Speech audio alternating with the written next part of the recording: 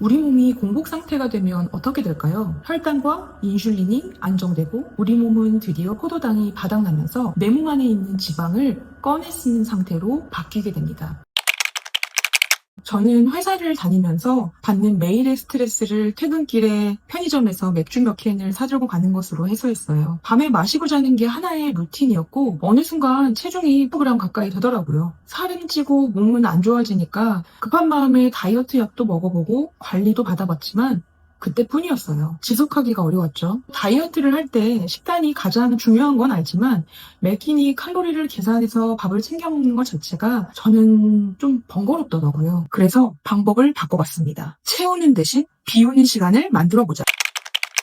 간헐적 단식에 관심이 있으신 분들이라면 이게 살 빼는데 좋다는 건 아는데 무작정 굶는 건 쉽지 않으실 텐데요. 공복 시간을 갖는 게 어떻게 체지방을 줄이는데 도움이 되는지 제대로 아시면 지속할 수 있는 동기가 생기실 거예요. 공복 시간을 갖는 게 체지방 감소에 어떻게 도움이 될까요? 핵심은 인슐린이에요. 음식이 특히 탄수화물이 우리 몸에 들어오면 혈당이 오르고 인슐린이라는 호르몬이 분비돼요. 인슐린이 분비되는 동안 우리 몸은 지방을 저장하는 모드로 바꾸고 지방을 태우는 스위치는 꺼져요. 그런데 아침부터 늦은 밤까지 계속 무언가를 먹고 있으면 인슐린 수치가 내려갈 틈이 없어요. 몸이 하루 종일 소화하고 흡수하느라 바쁜 상태에서 지방을 꺼냈을 기회 자체가 없는 거죠. 공복 시간을 충분히 확보하면 인슐린을 낮게 유지하는 구간이 생기고 그 구간에서 몸이 저장된 지방을 꺼내 쓰기 시작해요. 즉, 공복 시간을 갖는다는 건 단순히 굶어서 살을 빼는 게 아니라 몸에 지방을 태울 시간을 내주는 일이에요. 이건 실제 연구 결과로도 증명이 된 부분이에요. 시간 제한 식사, 그러니까 하루 식사 시간을 8시간에서 10시간 정도로 제한하는 연구들을 보면 혈당 조절 지표가 좋아지고 체중과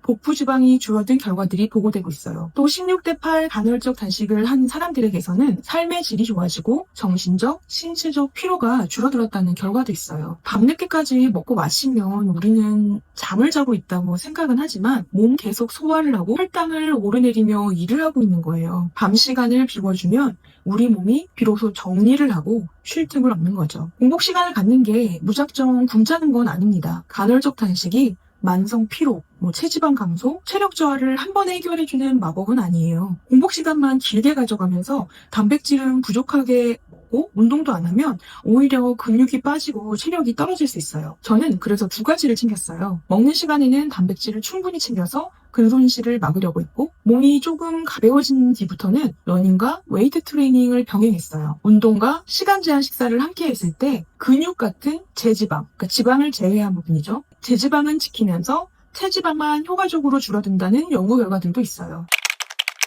핵심은 무작정 굶는 게 아니라 먹는 시간을 정리하고 먹을 때는 제대로 먹고 움직일 때는 확실하게 움직이자는 겁니다. 공복 시간을 갖는 건 처음부터 무리하게 시작하지 않아도 돼요. 가장 먼저 야식을 줄이고 서서히 끊어보세요. 저녁을 7시에 먹었다면 다음날 아침 7시까지 12시간 정도만 속을 비워보는 거예요. 이게 점점 익숙해지면 13시간, 14시간 조금씩 늘려가면 돼요. 간헐적 단식을 통해 공복 시간을 늘리다 보면 식사를 시작하기 전까지 너무 허기가 지고 터지는 식욕을 주체하기가 어려울 때가 있어요. 그럴 때는 무작정 배고픔을 참기보다는 살살 달래주는 팁이 있답니다. 그럴 때 저는 땅콩 버터를 작은 티스푼으로 1스푼 정도 먹어주면 허기짐이 어느 정도 가라앉더라고요. 거기다 포만감도 오래가서 다음 식사 시간까지 공복을 버티기가 한결 편해졌어요. 땅콩에 단백질, 비타민 E, 비타민 B, 칼슘, 마그네슘, 철분 등 여러 가지 몸에 좋은 영양소가 풍부하게 들어있다는 거 알고 계셨나요? 그리고 땅콩에 풍부한 양질 포화지방산 덕분에 적당히 먹으면 혈당이 급격히 오르지 않고 인슐린 수치도 완만하게 유지돼요. 앞에서 말씀드렸죠? 인슐린이 낮고 완만하게 유지되는 시간이 길어야 우리 몸이 지방을 태울 시간이 생긴다고요. 인슐린 수치와 혈당을 잡는 부분에서 땅콩 버터를 고를 때 정말 중요한 게 있어요. 시중에 판매되는 땅콩 버터 중에 설탕, 경화유와 같은 첨가물이 들어있는 버터도 섞여 있어요. 땅콩 버터를 고르실 때는 뒷면의 성분표를 꼼꼼히 확인하시고 다이어트 중에는 그런 버터는 피하셔야 돼요. 저는 지금 이 땅콩 버터를 먹고 있는데요. 성분표를 보면 땅콩 %와 소금 딱 이 2가지만 들어있다고 나옵니다. 땅콩 100%로 만든 여러 가지 버터들을 먹어봤는데요. 이 버터는 땅콩 특유의 고소함이 진하게 살아있고 알갱이를 씹으며 느끼는 만족감이 커서 저는 이 땅콩 버터에 정착을 했어요. 물론 땅콩 버터도 지방이라 칼로리는 어느 정도 있다 보니까 한 스푼? 10에서 12g 정도 양을 줄여서 드시는 게 좋아요. 근데 이 버터는 너무 맛있어서 양을 지키는 게 어렵다는 게 단점이라면 단점인데요. 그래도 다이어트 중에 하나 먹는데 이왕이면 맛있는 걸 먹는 게 좋잖아요. 저는 공복이 유난히 힘든 순간에 한 스푼으로 허기를 달래는 데 도움을 받고 있어요. 제가 간헐적 단식을 통해 체지방을 12kg 감량하면서 도움을 받았던 땅콩버터에 대한 정보는 아래 고정 댓글에 남겨뒀으니 궁금하신 분들은 확인해보세요.